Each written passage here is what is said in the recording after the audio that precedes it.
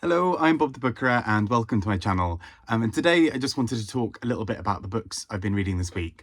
I've been a bit off with Wednesday videos recently just because things have been a bit busy work-wise, and also occasionally I don't think I actually have that much to say.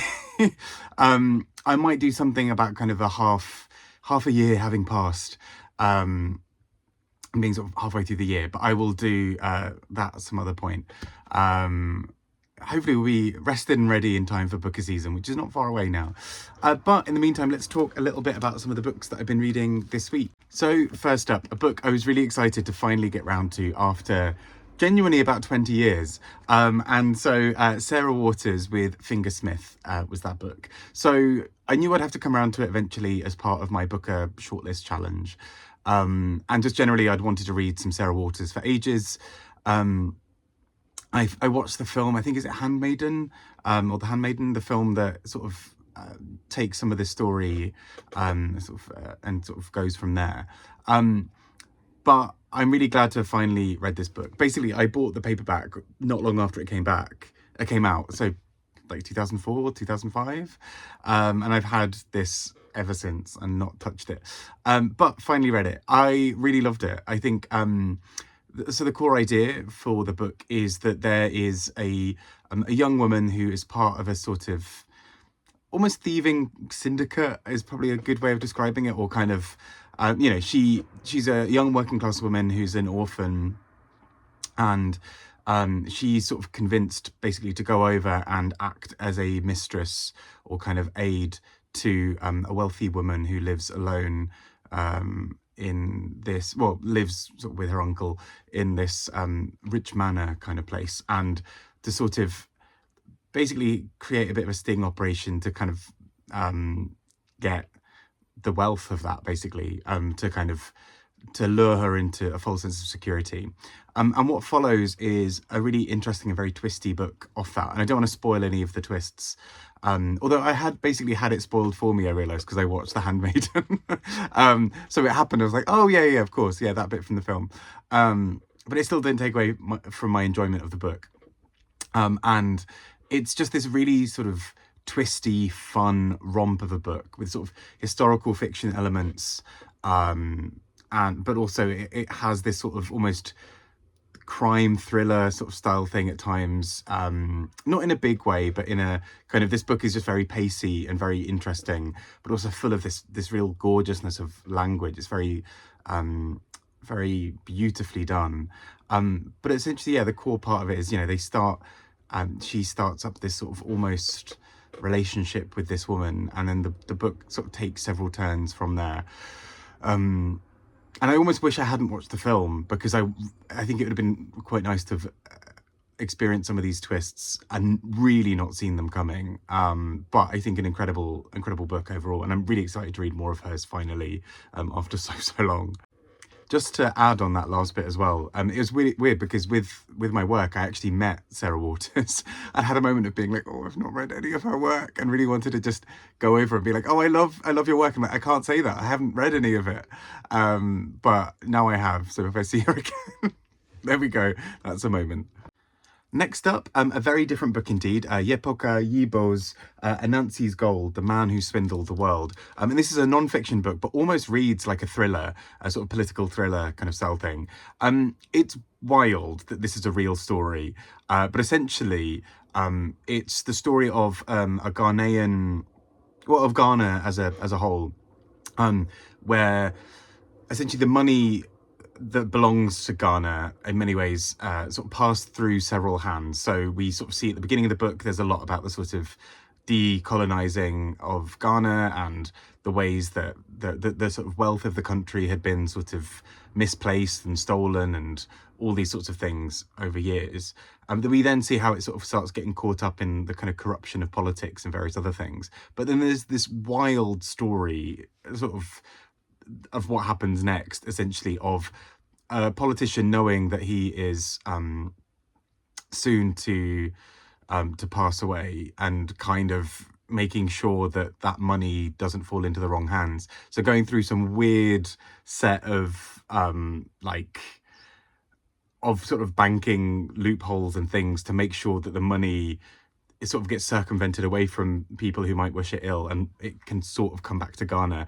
It's wild. This is kind of almost what Dan Brown, I think, wants to do with his fiction, of this sort of just this almost heist sort of style thing. I just think this is fascinating, and just a really, it is just, the more I come back to it, the more I had to remind myself that this wasn't a novel, because it reads like one. It's very pacey. It's very it's very kind of strong on the narrative, but this is real, and that's wild, and I just think this is so well done, and a really fun book, even if the topic is not always the most fun, if that makes sense. Next up, I read Thunderhead by Miranda Darling, and this is just another wild ride. It's been a wild ride kind of week, in many ways. And this is just a really fascinating book, I think. Basically, the core idea is we're watching the sort of day-to-day domestic life of a young woman. And it's noticeable and notable, I think important, that there's a little epigraph of Virginia Woolf at the beginning of this, because I think it, in many ways, sort of borrows from a tradition in a really interesting way, because we've got a young woman's sort of domestic sphere and her life, but inside we get all of her thoughts, and we get this sort of really frenetic pace of a book. It's a short book anyway, but it reads incredibly quickly, because what we're often hearing inside her head are sort of moments of really split focus and split attention. So almost at times reads sort of a bit more like an investigation of something like ADHD. But then actually, the more we look into it, this book is really dealing with a few things around both sort of schizophrenia, or sort of psychosis, or things like this. But there's something about the way this book lands that I thought was really sensitive, but also somehow literary, as in it kind of takes the pace of this character's internal thoughts and does something really interesting with that sort of in book form. So, for example, you occasionally have these little moments in bold where sort of she's almost having, you can't really see it there, having moments in like conversations in her own head, sort of disagreeing with herself, or having conversations with things, or reminding herself of things. But then you've got also things where the book sort of breaks up into like little bullet points, and other things like this, where the book kind of plays around with form, almost to suggest that this is not a narrative that can be told in a straightforward, typical, standard style. It has to sort of bounce around the place. It has to explore various things. I found the story at the heart of this really compelling.